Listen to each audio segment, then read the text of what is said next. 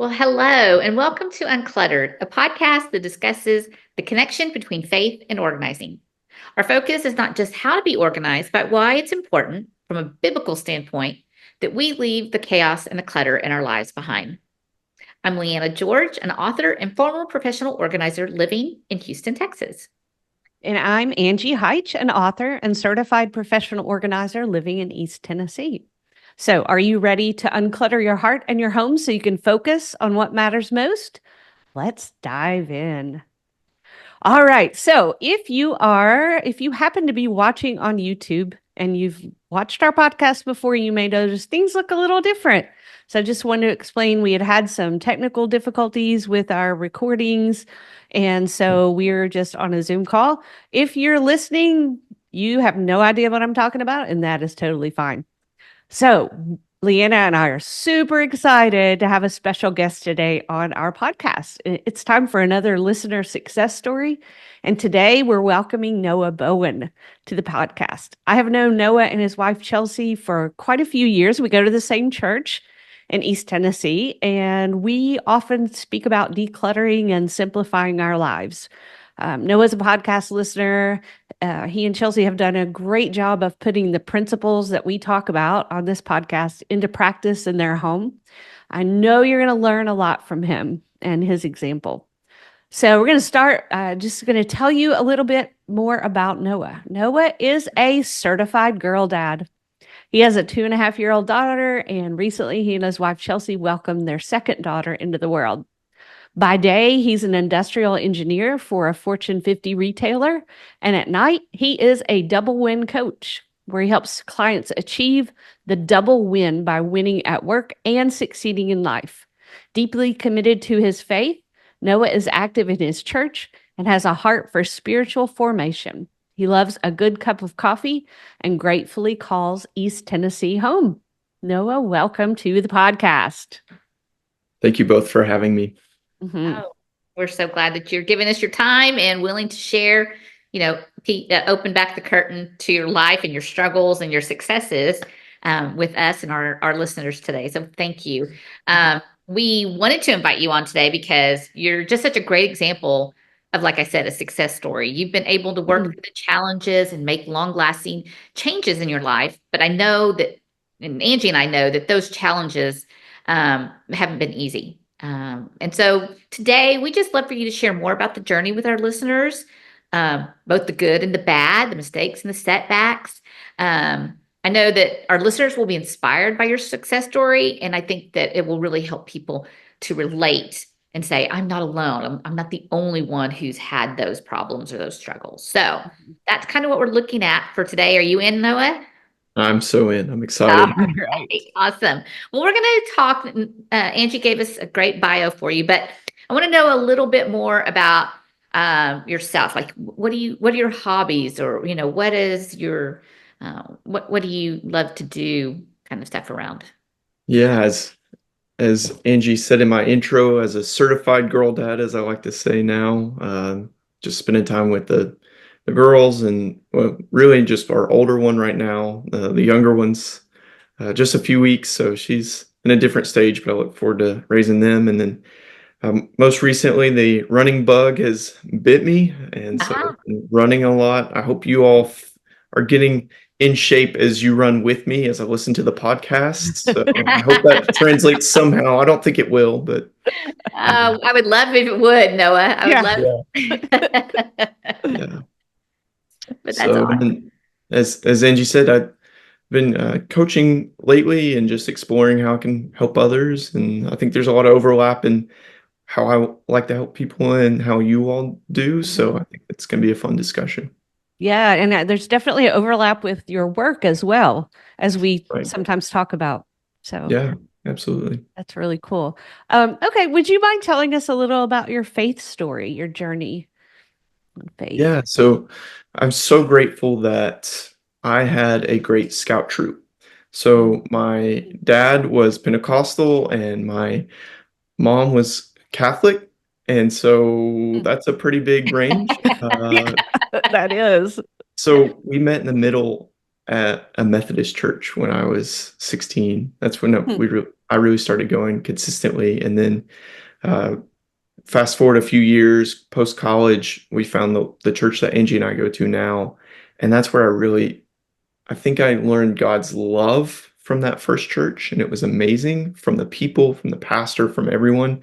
But that real intimate relationship with the Lord came from the church we go to now. And so Mm. post college, right before I got married, was a pretty pivotal moment for me in my faith story. And since then, just been trying to learn as much as I can about, becoming more of a person of love. And what does that look like? Mm. That's Nice. awesome. That's awesome. Um, I love that we all have unique faith stories, right? We all Yes. don't come the same way. And I think that's on purpose. I love that God does that. Yeah. Um, okay, so I have to admit, Noah, when Angie said, I have this guy, and she talked about this guy from her church who just Yeah. loved our podcast, which is great, but it's Yeah. unusual that we have a guy. So it's Sure. really cool that you have a different perspective. So I know the answer to this, but I'm sure most of our listeners have figured out as well. But how did you find out about the Uncluttered podcast and the whole organizing need for being organized? Yeah, so this obviously it's Angie, right? So going to Right. church together, her book. But this really started in college for me when I learned about the Toyota production system and Mm, how Toyota Mm. did such a good job of keeping things clean and neat and organized. And I started just as I was learning about the principles, applying them. And that's the first time I felt like I was ever organized in anything in my life. And so it started then. And then when I got to meet Angie and learn about this whole field, I didn't know it existed until post college and going to church. So it's been a fun journey since. Yeah. And what's the name of that system? I know you've told me, but Yeah, is it the so 5S? yeah, 5S is what Okay. they're really known for, which I Yeah. And can't interest. the 5S's in their terms, but it's um oh man, excuse me, sort, shine, set, standardize, and sustain. So those are the Okay. 5S's. In English, I don't know what they are in Japanese. Yeah. Not a real awesome. lean person, just a fake lean person. So anyways, That's cool. All yeah. right. So, what would you say is your biggest organizing challenge? We like to talk about the three big areas: physical clutter, schedule clutter, or attention clutter. So, which one do you feel like is the biggest challenge for you? And would you mind giving us some examples of how this kind of clutter has affected your life? Yeah, I'll quickly mention all three of different seasons. Mm-hmm. I'm gonna throw a fourth one in and ask you all about it while I have your time. Ooh, nice. Okay, can I Okay, do that? love it. Yeah. Okay. So it started with physical was the first, I guess, challenge came over that still working towards, but that was the stuff I learned about in college and then, just keeping everything, Mm-hmm. having a place for it. That was a big thing I remembered from you early on, Angie, is, everything has a home and it's in its home. So still Yeah. working towards that. After that, started working more towards physical clutter. So getting rid of as many distractions as possible, still on that journey as well. But right now I would say attention. So it's just Mm. trying to and schedule, I guess, kind of in between of with a newborn, and Oh, yeah. 1 to 2 kids, trying to run this half marathon and train. It's just like, where do we put the minutes Yeah. and what do you have to say no to? So that's where lately it's um, just learning w- to say yes to something means I have to say no to something else, right? And Mm-hmm. there's not infinite time. But I've been curious, what I've been struggling with lately and just trying to work on is digital clutter. And I know you all talk about it. Where do you Yeah. bucket it in those three buckets? Yeah, we tend to put it in the attention clutter. Attention. Okay. Um, and but it's not super obvious that it belongs there. I mean, I think it is belongs really well in attention if it's like mindless scrolling and too much time on devices. That tends to fit well with attention, but there's also just, like cleaning up your emails and your documents and the way those build up. And so yeah, I don't know that it's absolutely belongs in attention every time. What do you think, Leanna? Well, I think attention, right. I was going to say attention if you're scrolling, if you're letting your devices or your screen time or your emails, or work related stuff distracts you from the most important things in your life. Um, but I guess I would put the other part where you're talking about your files. I would put that under more physical, even though it's not physical. Yeah, It's right. digital. I guess we should say physical/digital because the technology world that we live in today, everything is that way. Yeah. But that's where I'd put it. And it's a really good thing that you brought up. And we've talked about it before, I think on our blog or something like that, Angie. But it's such a big problem now, Yeah, right? I think we've talked about it before. It's out of sight, out of mind. So exactly. our physical clutter is right in our face. So Right. yeah, but it's definitely something, Noah, that people and it's more as we become more technological, that people are going to need to address for Yeah. sure. I Yeah. can't tell you all how many times I've tried to update to the newest iOS, but I don't have Uh-huh. enough storage left on my phone. So I'm Yeah. going through and deleting old photos and all this. And it's like, there's got to be Yeah. a better way. There has to be. Yeah. Yeah, it's hard. And I think the consequences of keeping something that is a physical object versus the keeping something that is digital, like Leanna said, the physical thing, we have to look at it. Yeah. And it's so easy to just save so many things until we reach an issue like we've run out of storage. Or, I mean, sometimes I have to make myself schedule digital decluttering days. I always think it's going to be worse than it is. It's probably that way for anything, but I try to once a year or twice a year at best go through all my Google Drive and my email. But it is something I procrastinate big time. So that's a good one. But I found that to do things is just short increments of time. If I'm Yeah, waiting in a doctor's office, true. right? Go Yeah, through those photos and delete them. If I'm standing in a long line somewhere, right, I can go through my emails and just hit unsubscribe or move to junk, and yep. you would be amazed at how much you could clean up your digital life with just those 10 minutes. Yeah, Yeah. actually, yeah, this really cool trick that I learned. I forget where I learned this, but photos do tend to be a really tough one. And a lot of times we'll take, screenshots of things we don't really intend to keep long term. But the trick was to go to your photos and search for the current day that you are, but not the year. So like October 21st, whatever. And it'll show you every photo that you've ever taken on October 21st, all through the years, which is going to be not an overwhelming amount, and just go through those. And if you did that every day or even every few days, and Yeah. yeah, it's kind of a cool little, bite-sized, which always is helpful. Yeah. That's Yeah. I good. like Yeah, I that. love that. And you Yeah. get the review past years, and maybe as you're deleting bad photos you don't need, experiencing memories you hadn't seen in a while. Oh, So I yeah. like Yeah. that. I like that And a lot. again, Yeah. you can do that in 10, 15 minutes, right? Yeah. Hmm. Yeah. Yeah. Yeah. It's, I think just like physical, it's so easy to feel so overwhelmed by it, oh, Hmm. I have to go through all 6,000 photos or whatever. But I like Yep. Yeah. what you guys are saying. Just keep it bite-sized.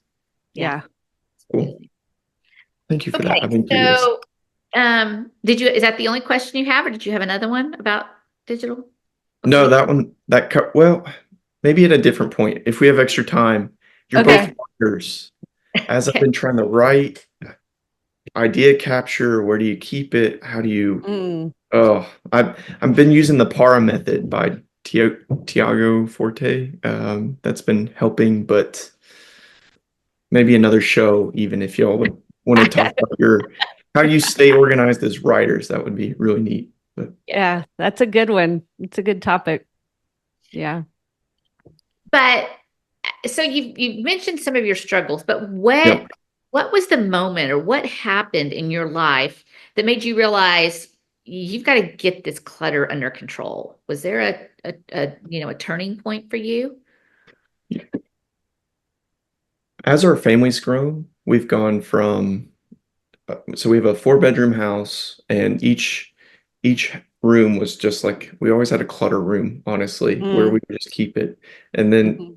now that we filled the master bedroom and office, and then now two little girls' rooms, it's like we Yeah. had nowhere. And so every time we had to move stuff to, paint a room and get it ready or whatever that looks like, that was a reminder. I wouldn't say that I ever had a just aha moment, but I know Mhm. looking back, we can see signs of the progress we've made. Every Monday night, we had to block off the calendar just to recover from the weekend. Wow. And the house would be dirty and cluttered and all that. And that was before kids. So it's like, what Mm. are we doing? I have no idea. I really don't. But now we, go in the Sunday. oh, We try to, not always, with a clean, clutter-free house so we can enjoy the Sabbath of just resting Mm. or whatever we want to do, but instead of feeling behind. Yeah, I love that. That's great. So yeah, having an extra room was kind of your fallback for a while, and then you needed that extra room. And many people have a junk room. And Yeah, yeah. So that's great seeing the different stages. Yeah. So can you tell us about any approaches that you've taken in the past that have either really worked well, or even if you're willing to tell us something that you tried that was just absolutely a flop? sure. The flops come to mind pretty quickly. The I think you all say it a lot about, if you fail the plan, say, what's the term? If you Yeah. Fail to fail the plan, plan, you're plan to planning fail. to fail, right? Yeah. Yeah. Sorry, Leanna, there. Uh, we'll throw it on the calendar, but then do we stick to it? Do we actually follow through? Do we plan Mm, the babysitters? Do we, give it the time that it's allotted? yeah. I think the biggest one is just not following through on the decluttering schedule we've created. We've created Mm. break up the year in this periods of 6 weeks, and we hope to do one area of the house every 6 weeks. Oh, So I that's like that. we're trying now and just saying somewhere in these 6 weeks, schedule it. Um, we'll see if that works any better than what we've done previously. The Yeah. biggest win we had in changing the culture kind of as a family was the 30-day minimalism game. Yes. Is that called? Uh-huh. Is that the term Yep. they give? Minimalism. Yeah. 30-day minimalism challenge or whatever. Challenge, Yeah. yeah. And so day one item, day two items. So by the end of the 30 days, it's over 600 items out of your house. Yeah. And you do the first few days and you have that momentum, but you're like, how in the world will we do day 29 and 30? But then you realize, whoa, we had a lot more stuff than we realized. So that was a Yeah. great change of like culture for us and identity as a family of no, we're going to be organized. We're not going to have things that we aren't taking care of and aren't being used. Yeah. And if listeners want to find out more about that, that's from the Minimalists, Joshua Fields Milburn and Ryan Nicodemus, and theminimalist.com, that 30-day challenge. So it's a great one. Yeah. So now that you talked about, when you realized you needed to be more organized and that the approaches you've taken, when did you go, "Ah, you know what? I can do this. I can be an organized person. I can have an organized lifestyle." Did anything particular, just, where you felt like, yeah, I can do this? Yeah, that started it. But I'll say really what's been kind of affirming that of no, I am an organized person rather than the not, which I've always felt like, is every day. Part of my startup routine from my work is I clean my office. I get it back to Mm, and I set a 3-minute timer, and it's 80% of the days I can get the office back in order within 3 minutes. that's And to me, fantastic. that's the win, right? Mhm. Uh, to me, that shows that, okay, we are doing this. Now, is the office the only room that's like that? Probably, like the other rooms aren't there yet, but it's about the progress on the Right. journey.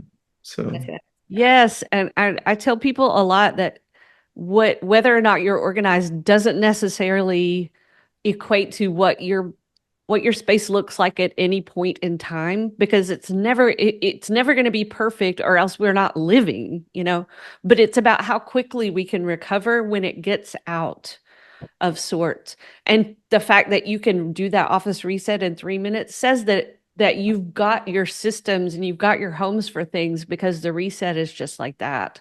Right. Yeah. Exactly. Awesome. Yeah. All right. How about you have said in your bio and when we talk, it is obvious that God's word and your faith is very important to you. And I'd love to know if there are any particular scriptures that have inspired you in your journey to be decluttered and organized. Yes. There's two narratives in scripture. I'll point at two specific verses, but the other one I don't have just handy.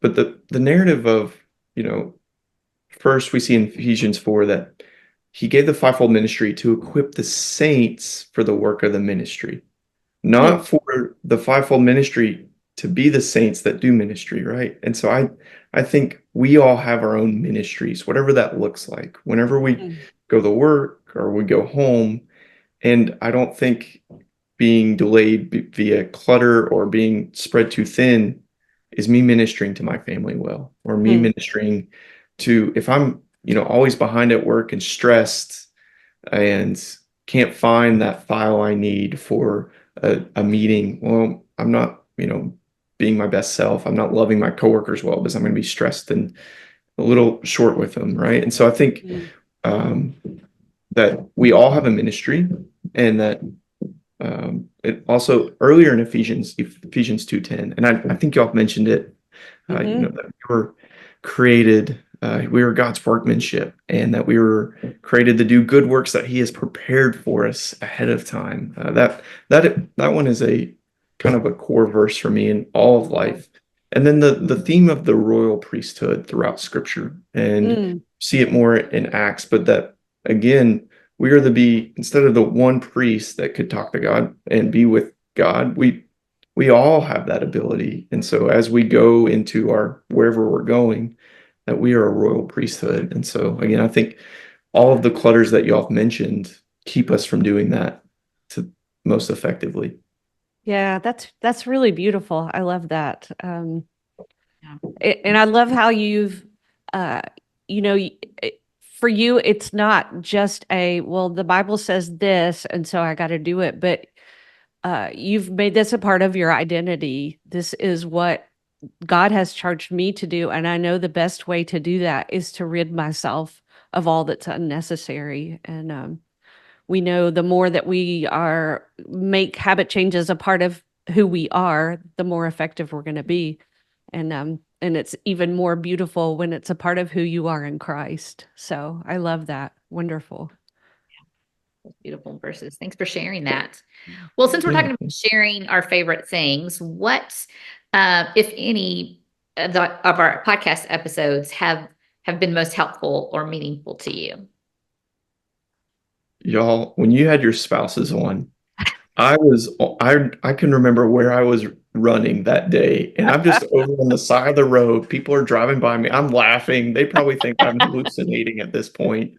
I think that was two episodes, right? You split it into, I believe. I could be wrong there. Or was it just one long one? No, we had one, we were talking about being the more organized of the spouse, but then the one with Clint and Eric was just one. But yeah. Okay, yes, I loved it. I think we as a family could align with a lot of that. We've even joked about the water glass. Chelsea, Yes. I left it out on purpose. I'm like, thank you.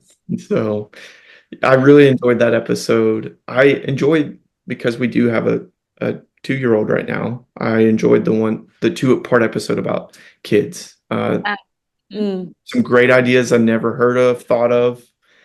The resources episode, I think that was the end of season 1. Yes. Or every book y'all mentioned I've read. Like I double loved everything there.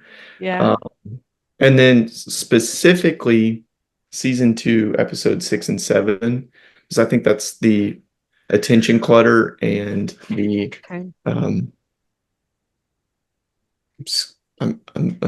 attention clutter and schedule clutter. Excuse me, I couldn't think of the other term. So those two are the ones. Like physical, I think, is just the more known clutter, right? And so just discussing those and giving light. And I love how you all started with, there's no shame in y'all's podcast ever. And I love it. It's all about just taking one little step in the direction towards a decluttered life where you can maximize time in your priorities. So thank you for the way you host through all episodes. You're welcome. Thank you. Thanks for listening and being probably our most devoted listener. Yes. Appreciate that. Yeah. All right. I would love to know what one or two pieces of advice you would like to make sure our listeners hear today. And this can be something that is totally your own. Yeah. You have an active coaching business, and so you are helping people live their best life. More related to simplicity and decluttering, organizing. But what do you want to make sure listeners hear? Yeah. The one practical the one practical thing and then one kind of bigger idea but the first practical one is I call it 3S for 3 minutes. And it's the first three S's of the 5S sequence. And it's Okay. basically just returning everything to its home for 3 minutes. That has done wonders because I do it every single day. Okay. And I can never find an excuse that doesn't allow me 3 minutes. If I say I'm going to clean and declutter for 30 minutes, well, I need to do this or that. But 3 minutes, I've never been able to find an excuse for that. Yeah. So do you literally set a timer every day for 3 minutes? Yeah, I Nice. just bought a little one that you can flip on its sides, and the first side is 3 minutes. And so Cool. on my watch. Yeah. Right. That's cool. And then the other one is you're on a journey, right? There's not a destination. I would argue that both of you probably have areas that you're still struggling to declutter. Absolutely. Yeah, I mean, you're super honest about it on your show, and you're the declutter experts, right? And so just because your home isn't organized doesn't mean you're a disorganized person. It just means that you're there's still more time and energy in places that haven't gotten there yet. Just like a runner, right? That I've said, I've got the runner's bug lately. A lot of people out there finished way before I did, but they didn't look like runners, but they're runners, and they're getting there in their health journey, just like we all are with our organization. So Yeah, that's great. Really good. Excellent. Well, speaking of your coaching, as we wrap up now, and we're so grateful to have had you on and for all the insights you shared with us. Tell us a little bit more about your coaching services and any special offers you might have for our audience and how they can get in touch with you. If they're like, wow, I listened to him, I really liked him, I think he could help me. How can they connect with you? yeah, thank you for this opportunity because there is so much overlap. My joy is watching people spending more time in what matters most to them and what they value, just like you all. And as a double win coach, the double win is about you can win at work and succeed in life. You don't have to choose either or. You don't have to just go after work, or you don't have to what we call pull the ambition brake and not really have a career, but have a great home life. So how do we do both? And then as my type of coaching is different. So I was trained through the Professional Christian Coaching Institute, where it's not about me telling. That's the difference that I want to make sure your audience knew. That's more of a consultative approach, and that's wonderful when needed. But the approach that they taught us was to draw it out through questions. So it's not about me and my life and what I know. It's more about my ability to help you pull out what you need to see to take action on that. And so I love doing it. It's just so much fun. And for your audience, because there is so much overlap, what I want to do is I always offer one free coaching session so that way I can get to help someone as much as I can and they can figure out if my coaching works for them.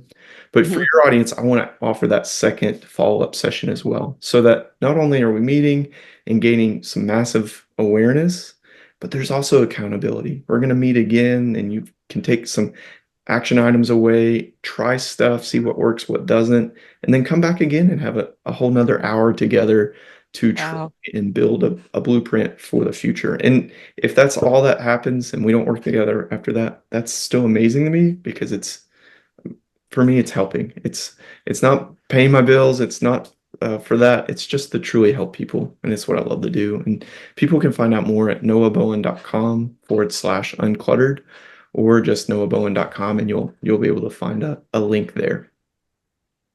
Well, that is so generous. Thank you. Yes. So generous of you and your time.